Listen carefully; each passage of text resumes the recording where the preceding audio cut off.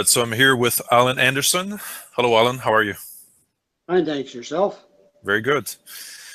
So Allan is actually from St. John, and he was actually in 10 years in banking and finance before entering the automobile sales and leasing business for many years. He's been very successful building teams and teams that sell and systems that track action and results. So he's been doing some sales consulting as well.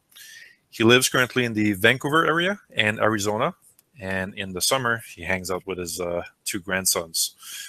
So Allan, I have a few questions for you. Are you ready? Yes, I am. Great. So the first one I have is I was wondering, what's your secret for building sales teams and systems? Well, there's really no secret. It's just a matter of number one, you got to find out who buys your product. And how you do that is lists, associations, Better Business Bureau, word of mouth, phone book, whatever you need to do. I used to have a system called the Magic 300. You get 300 names, and it doesn't matter where you got them. You find out if they use your product. If they don't, you take them off, put a new one on.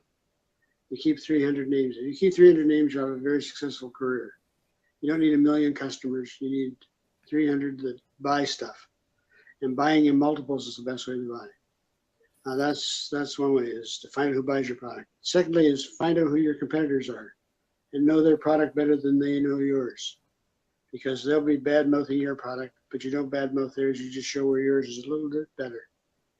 As Jim Pattison once said to me, you don't have to be twice as good to sell twice as much, it just has to be 10% better or a little bit better more often, that's all. Third thing you need to do is basically keep in contact with them. You don't have to contact them saying, do you want to buy something? You just contact them saying, how are you? How's your family doing? Find out about who the decision maker is. And somewhere I read, if they don't have the authority to say yes, they don't have the authority to say no. So you get to the decision maker every time. And that's basically it. Just keep in contact, find out who buys your product, and who buys multiples of them is even better. Okay, I like the simple framework. I think that can be very effective. So how did you stay motivated? I mean, in sales, you have to persevere. You have to, keep making calls, keep reaching out to those people. So how did you keep your motivation and reach your objectives? Well, the only reason we're all in business is to support our families. I mean, there are some people that are in business for their egos, and they're what I call the meteorites. They burn brightly for a while, then they come crashing to earth, or they burn up in the atmosphere.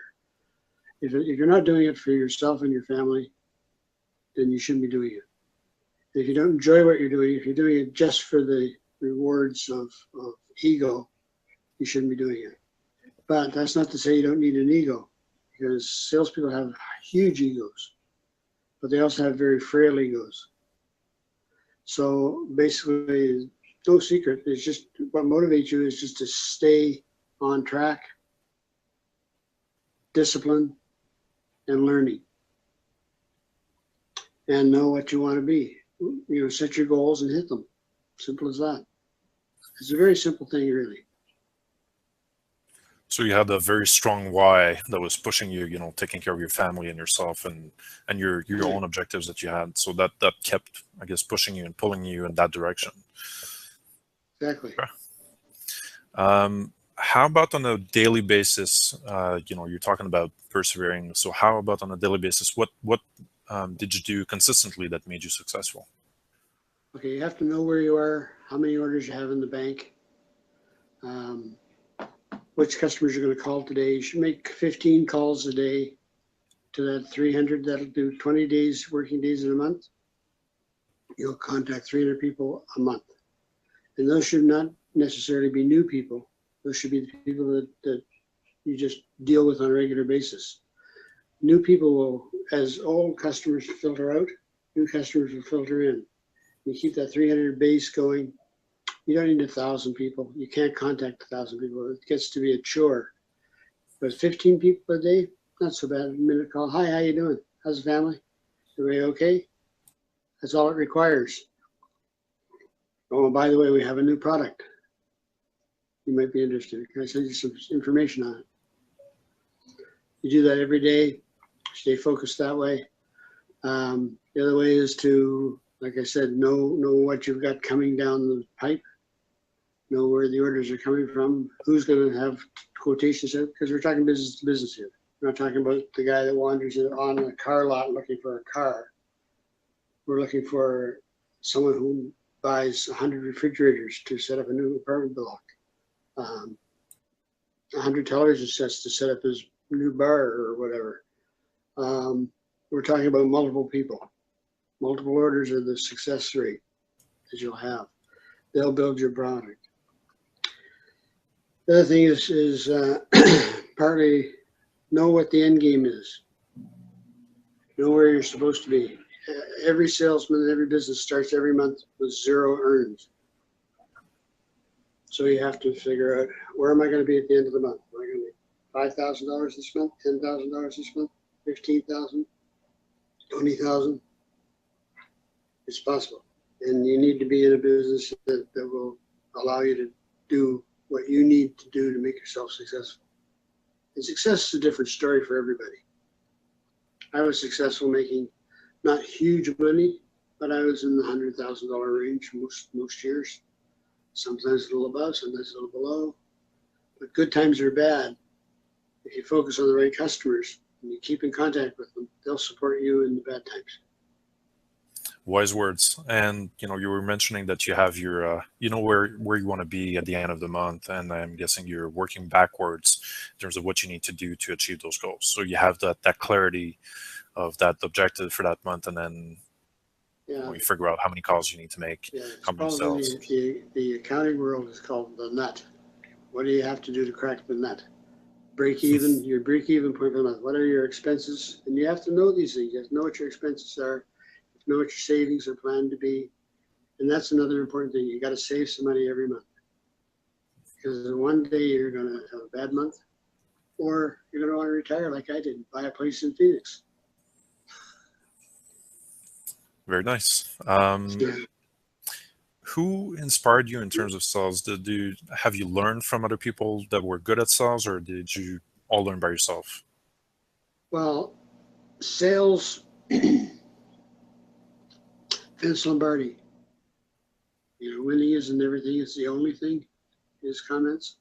He had some good video, 60mm video in the day.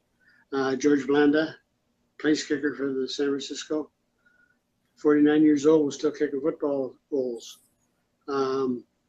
People like Jim Pattison, who was the fellow that said, you don't have to be twice as good.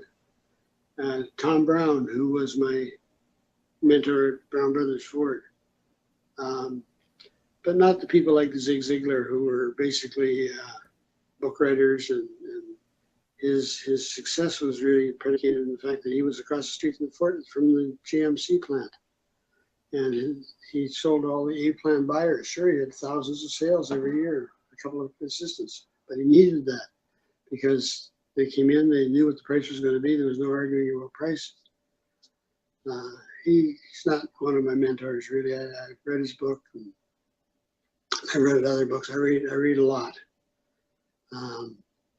Names. I read a book one time called "Amateurs Don't Make a Dime Selling Hard Goods." Don't know who wrote it, but it was a good book. It was true. So mentors, yeah, I've had lots. I've had lots of inspiration along the way. My last question would be more about what you've learned, what insights you have to share. What advice would you give about B2B sales? Well, business-to-business sales is different from one-off sales. First off, you're going to have a long-term relationship with business buyers. So that's the thing. Get to know them. Get to know them well. Their families, their likes, their dislikes. Do they like to go fishing? Do they like to go to plays? Do they like to go to movies? There's their first marriage, third marriage, fifth marriage, whatever. Their kids in university. Is there anything you can do to help them out with a, with the anything at all?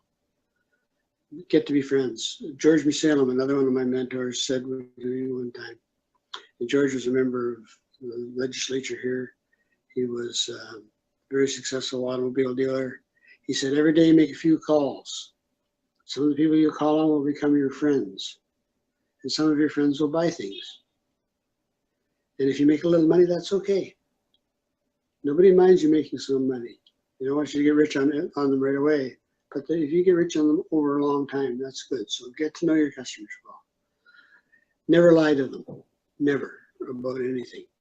If you don't know, say, I don't know. Be honest all the time. Honesty is your only stock in trade.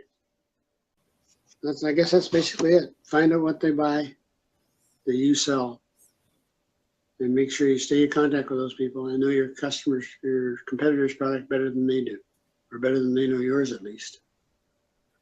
And if you do that on a regular basis, you'll be successful.